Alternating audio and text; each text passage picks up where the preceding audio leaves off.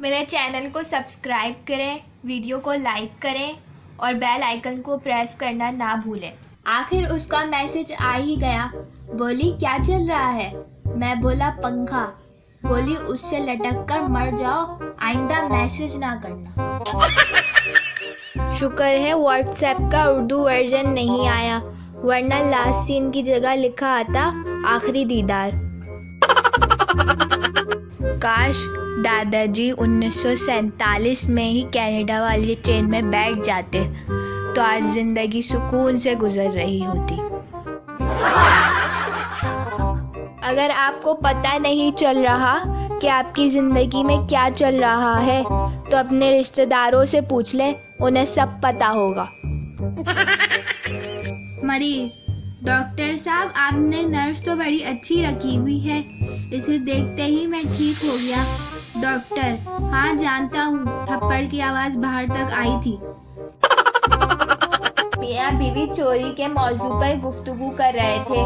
शौहर, जो शख्स चोरी करता है वो बाद में ज़रूर पछताता है। बीवी नुमानवी अंदाज में बोली, और आपने जो शादी से पहले मेरी नींदें चुराई थी उनके बारे में क्या ख्याल है? शौहर, बकवास कर तो रहा हूँ, वो बाद में ज़रूर पछताता है। मियाँ बीवी तलाक के लिए अदालत आए। जज, तुम लोगों के 3 बच्चे हैं, उन्हें कैसे तकसीम करोगे? मियाँ बीवी काफ़ी बहस और सोच विचार करने के बाद इस बात पर मुत्तफिक हुए कि वो अगले साल आएंगे एक और बच्चे के साथ। फ़कीर, पानी मिलेगा? बच्चा लस्सी हो जाए तो? फ़कीर, बहुत अच्छा। फ़कीर 3 प्याले लस्सी पीकर बोला, घर में आज किसी को लस्सी नहीं पीनी? बच्चा, नहीं, आज लस्सी में चूहा गिर गया। फ़कीर ने ज़ोर से प्याला ज़मीन पे मार के तोड़ दिया। बच्चा, अम्मी फ़कीर ने प्याला तोड़ दिया।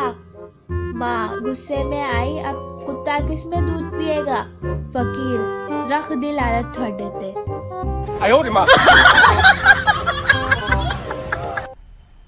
मज़ा आया।